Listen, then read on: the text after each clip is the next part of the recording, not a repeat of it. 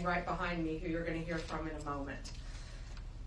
New York has chosen to prioritize illegal aliens over American citizens. It stops today.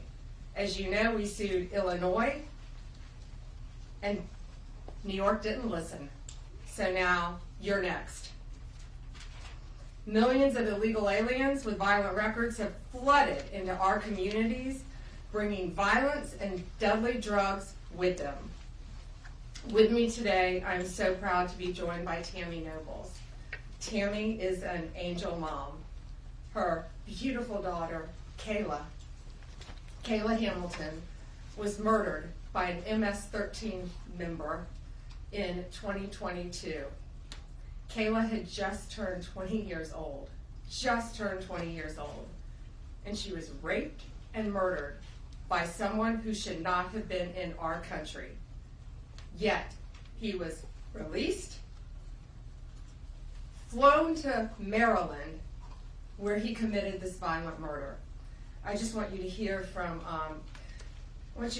Tammy. Tammy represents not only herself and her family, but all of the great angel moms around this country who have suffered because of what the Biden administration did, and it is over. Thank you for having me here today and being able to share Kayla's story. Her murderer was able to come across the border knowing that he was flagged as an MS-13 gang member, and he had a criminal record in 2020 in El Salvador for illicit gang activity. He came over as an unoccupied alien child, saying that he was afraid of gang activity in his country. Health and Human Services called him a nice boy, and he showed age-appropriate behavior. That fell so wrong when he murdered my daughter. He ended up in Maryland, where he was able to rent a room in the same mobile home as her. We thought it was a legit company that were renting out these rooms, but it turned out that it was another illegal immigrant who owned these mobile homes, and he knew Walter from El Salvador. He knew him and allowed him to rent a room with my child. Kayla just turned 20 years old 3 days before she was murdered. Her murderer was only living there for 5 days before he viciously strangled her, raped her, and left her on the floor like trash and robbed her of $6. I have been sharing her story for over 2.5 years to bring change, because this should have not have ever happened to Kayla, and it shouldn't be happening to other families being hurt by the border. Homeland Security did not do their jobs.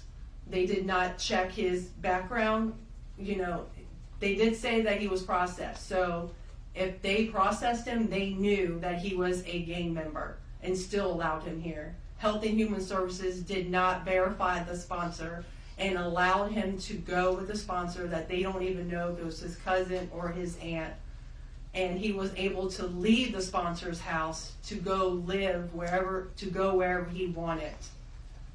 And I am going to continue sharing Kayla's story to help save others and to bring awareness of what was happening under the Biden-Harris administration. And I'm so thankful for Pam having me here today, and I'm so thankful for the opportunities I got from Trump and any other platform, people who allowed me to share her story, because this is going to end.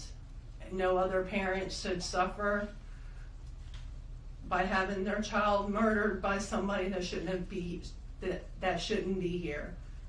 And I'm gonna continue, sharing it, and for Kayla, and also for others. Thank you.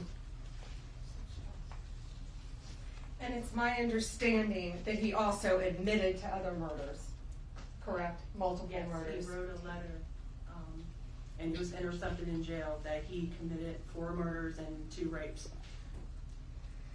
And that's who we were letting walk into our country. And that's why President Trump has directed this to stop. And if you don't comply with federal law, we will hold you accountable. We did it to Illinois, strike one. Strike two is New York. And if you are a state not complying with federal law, you're next, get ready. And the great men and women of law enforcement are standing behind me today. We have FBI, DEA, ATF agents. They put their lives on the line every single day to protect us.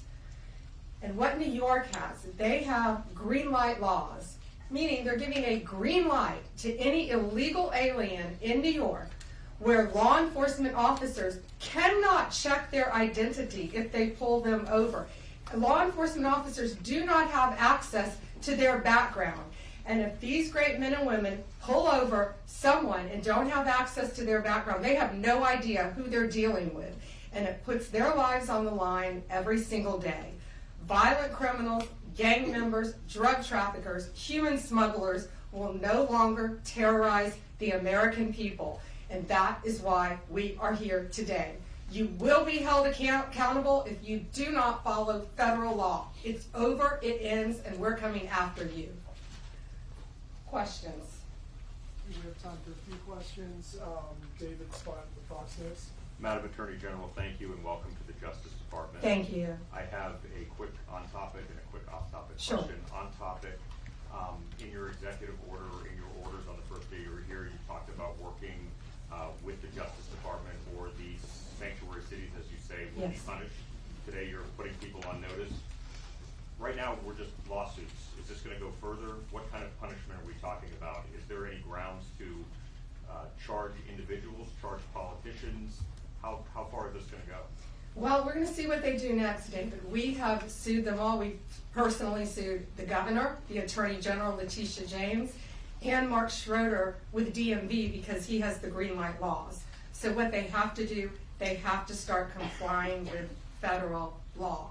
If they don't, we're going to appeal it, and we will win. They have to comply with federal law. Did you have a second question? I did have a second off-topic question in this regard. The judiciary today, Elon Musk, who has enormous influence in the Trump administration, posted on X, quote, there needs to be an immediate wave of judicial impeachments, not just one. As the Attorney General of the United States, how do you respond to that? Should the process work out in the courts before we talk about judicial impeachments? I mean, these are just TROs now at this time. Shouldn't these just play out? Yeah, I haven't seen Elon Musk tweet. He is a friend of mine. He is a great man. I think he's very frustrated with what's happening in our federal government. You know, at USAID alone, they're giving out billions of dollars that should not be distributed. We're going to back him up. You know, we work our whole lives in this country, and we all pay taxes in this country. And for people to find out that $2 million is going to Guatemala for sex changes is outrageous. And we're going to back up Elon Musk every way we can. That includes lawsuits against these people who are doing that, and we will be successful. Do you have concerns about judicial impeachments? That's not going to happen now. We're going to look at everything. We're going to follow the law right now. We're going to follow the process. These are federal judges with lifetime appointments, but they will be struck down ultimately by the Supreme Court of the United States if the appellate courts don't follow the law as well. Alana Richard with the AP. Hi. Hi. Thanks so much. I also have an on-topic and an off-topic. Sure. First of all, can you just briefly walk us through what the legal claims are you're making in this lawsuit? Yeah, absolutely. So the green light laws are that this is what the green light law says. It's a green light to illegal immigration, which says they can comply. That law is unconstitutional. They can't do that. And what they've done is they have a tip-off provision that requires New York's DMV commissioner to promptly inform any illegal alien when a federal immigration agency has requested their information. So think about the men and women in law enforcement behind me. That's basically, that's not basic, it's tipping off an illegal alien, and it's unconstitutional. And that's why we filed this lawsuit, and that's why we charge Mark Schroeder too, because he runs DMV. Oh, I'm sorry, you had a second question. Yeah, my off-topic question. I wanted to ask about Mayor Eric Yes. Adams' case. As of at least a few moments ago, SDNY still has not dropped that case. Have you or other DOJ leadership spoken to the acting U.S. Attorney and SDNY since the memo was sent earlier this week? And what will you do if she refuses to drop the case? I have not spoken to her. I know our acting DAG, Emil Bove, has spoken to her, and Chad Mizell may have spoken to her, but that case should be dropped. It was done at the directive of Emil, so that case should be dropped. I did not know that it had not been dropped yet, but I will certainly look into that. Reagan, Daily Caller. Hi, how are you? Tom Homan suggested this week that someone from within the FBI may be leaking information about the ICE raids and that such could be putting officers' lives at risk. Has the DOJ gotten any closer to determining if these leaks are coming from within the FBI? And what will the consequences be if they can identify the leakers from the FBI? Excuse me. Well, first, I can't talk about anything that is ongoing, and that is ongoing. And it's really for the similar reasons of what I said earlier. The great men and women in law enforcement standing behind me today, they must be protected. And anytime anyone leaks or tips off anything regarding a pending investigation, that jeopardizes lives. You're telling a bad guy what's about to happen. It could jeopardize the lives of all the men and women in law enforcement. We will not stand for it. We will find you. We're going to investigate it, no matter what agency it came from. We don't know for certain. We have an open investigation, so I can't talk about it in detail, but we will do everything in our power to hold you accountable, and it is a crime, and you will be prosecuted when we find you. I got time for one more. Alana Austin is next. Hi, Madam Hi, Alana. Attorney General. Thank you so much for your time. I was also interested in hearing specifically what the interactions have been like with Mayor Adams. And I know he has a little bit of a different tone than some of the other Democrats out of the Empire State.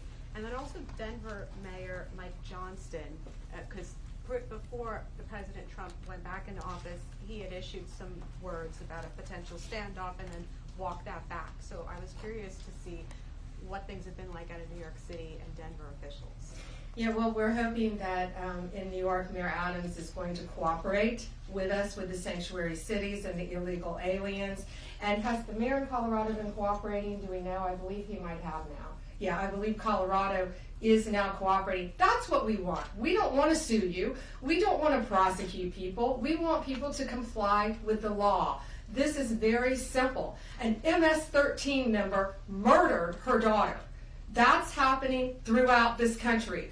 We have one angel mom is too many. And we have angel moms throughout this country who should not be going through this.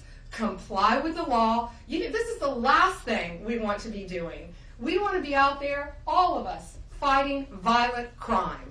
Yet we're fighting illegal aliens, and that ends, and it's going to end today. All right, that's all we have time for, guys. Thank you. Thank you. Thank you all. Thank you.